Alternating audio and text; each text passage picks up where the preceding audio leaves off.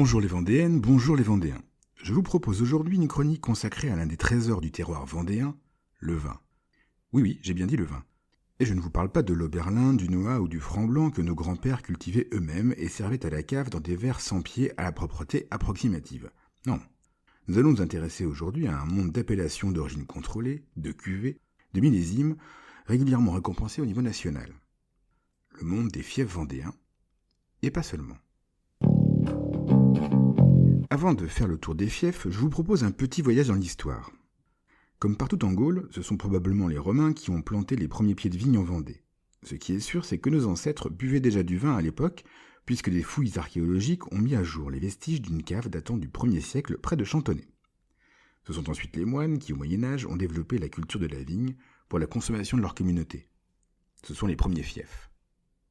Il se dit qu'au début du XVIe siècle, le frère Rabelais appréciait tout particulièrement les vins de Pissotte et de Vix, des vignobles dépendant de l'abbaye de Maillezais où il était moine. 100 ans plus tard, l'évêque de Luçon, le futur cardinal Richelieu, avoue un faible pour les vins de Mareuil et cède les terres viticoles de son évêché aux paysans du coin. On parlera plus tard des fiefs du cardinal.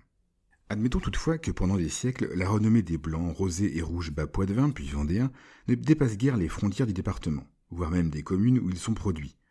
On utilise des cépages non nobles. De toute façon, en 1875, les vignes vendéennes sont détruites par l'épidémie de phylloxéra qui ravage également la moitié des vignes françaises. Le vignoble est alors reconstitué en utilisant des porte-greffes issus de plants américains, naturellement résistants à ce vilain puceron d'origine américaine. Il faut attendre les années 50 et une nouvelle génération de vignerons pour pouvoir s'engager une véritable démarche de qualité. On passe de cépages hybrides à l'utilisation de meilleurs cépages comme le Chenin et le Chardonnay pour les blancs, le Gabet, la Négrette, le Cabernet ou le Pinot Noir pour les rouges et les rosés. En 1953, les terroirs vendéens se réunissent sous le nom d'anciens fiefs du cardinal. Rebaptisés fiefs vendéens en 1965, ils obtiennent une appellation de vin de qualité supérieure en 1984, puis une appellation d'origine contrôlée en 2011. Mais qui sont ces fameux fiefs vendéens ?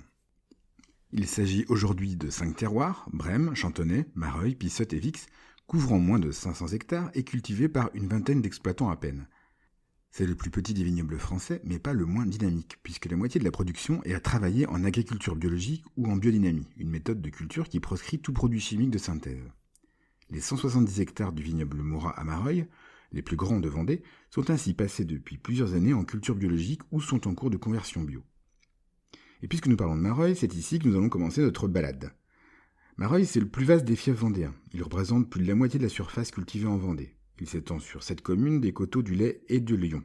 Chaillé-sous-les-Ormeaux, Champ-Saint-Père, Château-Guibert, La Couture, Mareuil-sur-les-Dissets, Saint-Florent-des-Bois, Le Tablier et Rosnay. Ce terroir est surtout connu pour ses rouges et ses rosés, le sol schisteux donnant des vins peu tanniques, goulayants avec un nez fruité, d'après les experts. À l'ouest, sur la côte, le vignoble de Brême arrive en seconde position en ce qui concerne la taille, avec 80 hectares répartis sur 5 communes, Brême, Bretignolles, Olonne, l'île d'Olonne et Véret. Sans surprise, le terroir est fortement marqué par l'influence de la mer et se distingue par ses blancs secs avec une pointe iodée et, toujours d'après les experts, un léger arôme de pomme dû à l'utilisation de cépages Gros-Logris et Chenin. Cette zone au sol schisteux, très dur à dire, produit également des roses légers et des rouges soutenus. A noter qu'autrefois, c'est ici qu'on produisait en quantité le Franc-Blanc, un vin très apprécié des marins. De l'autre côté de la Vendée, à l'est, à 2 pas de la forêt de Mervan, sur les premiers contreforts du bocage vendéen, on retrouve le plus petit fief, Pissotte. Il s'étend sur une vingtaine d'hectares, cultivé par un seul exploitant, la famille Coirier, vigneron depuis 1895. On est toujours sur des sols schisteux, avec ici un ensoleillement exceptionnel. Ce fief est surtout connu pour ses roses fruitées et ses blancs rafraîchissants, mais on y trouve également des rouges à macération courte à boire dans l'année.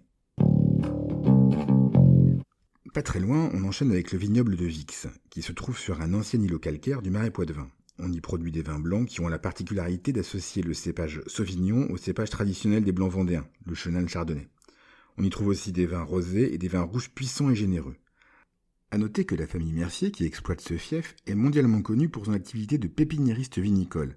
Elle a notamment fait pousser des greffons de vignes qui ont séjourné 1 an en orbite autour de la Terre, à bord de la Station spatiale internationale.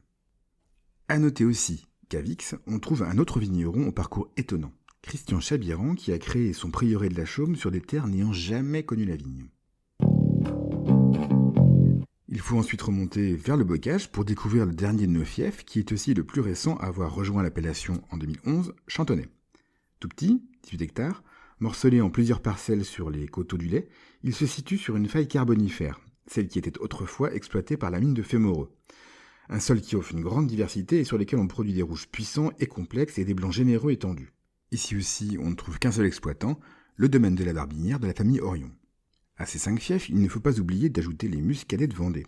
Plusieurs communes du nord du département peuvent en effet prétendre à l'AOC muscadet, comme en Loire-Atlantique et en Maine-et-Loire, Cugand et Saint-Hilaire-de-Loulay pour l'appellation Sèvres-et-Maine, Roche-Servière et Saint-Philbert-de-Bouenne pour l'appellation Côte de Grandlieu.